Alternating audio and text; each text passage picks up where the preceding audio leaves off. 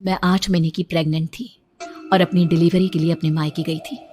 माँ ने मुझे फोन पर बताया, घर के पीछे की तरफ जो खाली जमीन थी ना, वहां पर एक नया कमरा बनवा लिया है। इतने सालों के बाद जैसे ही अपने घर में कदम रखा, कुछ अलग सा लगा। माँ, ये घर के पीछे की तरफ नया कमरा बनवाने की क्या जरूरत थी? अरे बेटा, घर के पीछे दूर दूर तक खाली जमीन है। तेरे पापा को कई दिनों से लग रहा था कि यहाँ पर एक कमरा बनवा लेंगे तो ताजा हवा मिल जाया करेगी। अब तो ये सब छोड़ और चल जल्दी से दूध पी ले। माँ, मैं थोड़ी देर में पी लूंगी, आप सो जाओ।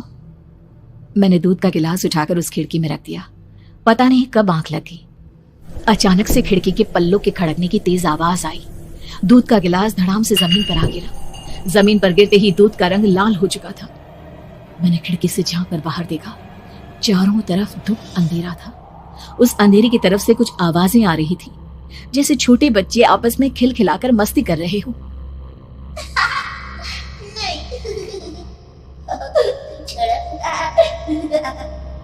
इतनी रात को इतने घनघोर अंधेरे में बच्चों की आवाज कैसे आ रही है? घड़ी में वक्त देखा तो ठीक 12 बजे थे। देखकर मैं सन्न रह गई। बुरी आत्माओं और भूतों की कई कहानियां मैं सुन चुकी थी। वक्त भी कुछ ऐसा ही था। ऊपर से मैं प्रेग्नेंट। सुना था कि ऐसे वक्त में अक्सर बुरी आत्माएं औरतों का पीछा करती है, तो क्या मेरे पीछे भी? पसीने से तरबतर बड़ी मुश्किल से, जैसे कांपते हाथों से मैंने उस खिड़की को बंद किया। जल्दी से जल्दी उस कमरे से बाहर निकलकर माँ के पास जाने के बारे में सोचा, लेकिन जैसे ही दरवाजे की तरफ पलटी, लगा कोई साया हवा की स्पीड से दरवाजे के सामने से गुजर गया। मेरे गले में अटक कर रह गई। मैं जोर से चीख कर माँ को बुलाना चाहती थी, लेकिन वो आवाज खुद मेरे कानों तक नहीं पहुंच पा रही थी। तो माँ तक कैसे पहुंचती? खिड़की के पल्ले एक बार फिर तेज हवा के झोंके से धड़ाम करके खुल गया और पूरी ताकत से मैं चीख पड़ी। जानती थी मेरी चीख की आवाज सुनकर कुछ ही सेकंड में माँ वहां पहुंच जाएगी, लेकिन ऐसा कुछ हुआ ही नहीं। मेरा कलेजा डर के मारे फटा जा रहा था। आखिर माँ ने मेरी आवाज क्यों नहीं सुनी?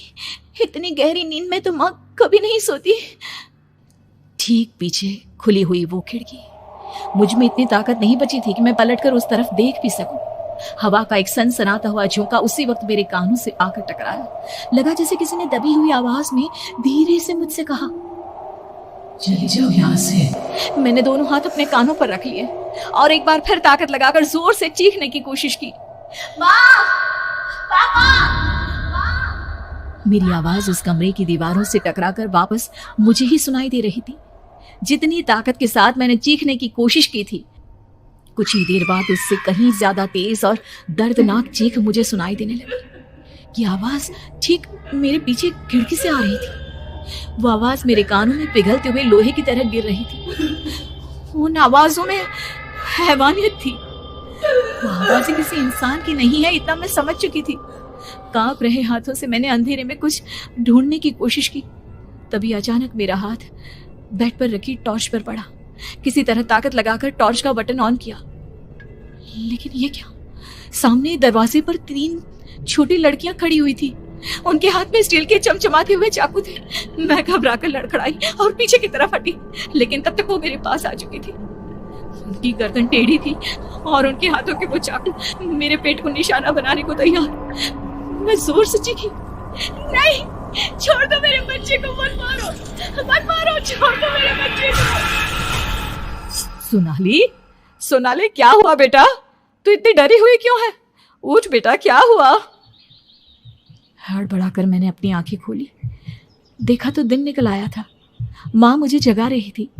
मेरा चेहरा पूरा पसीने से लथपथ था। क्या हुआ बेटा? तुमने कोई बुरा सपना देखा क्या? मैं अभी तक अपने पूरे होश में नहीं थी। वो मेरे बच्चे को मार देगी माँ। वो लड़की मेरे बच्चे को। मैंने घबराकर अपने पेट को छुआ। सब कुछ ठीक था। और वो दूध जो रात को यहाँ पर गिर गया था, उसका रंग लाल हो गया था।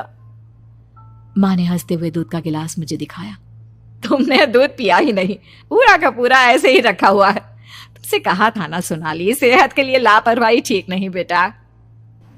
लेकिन मैंने तो सब कुछ अपनी खुली आंखों से देखा।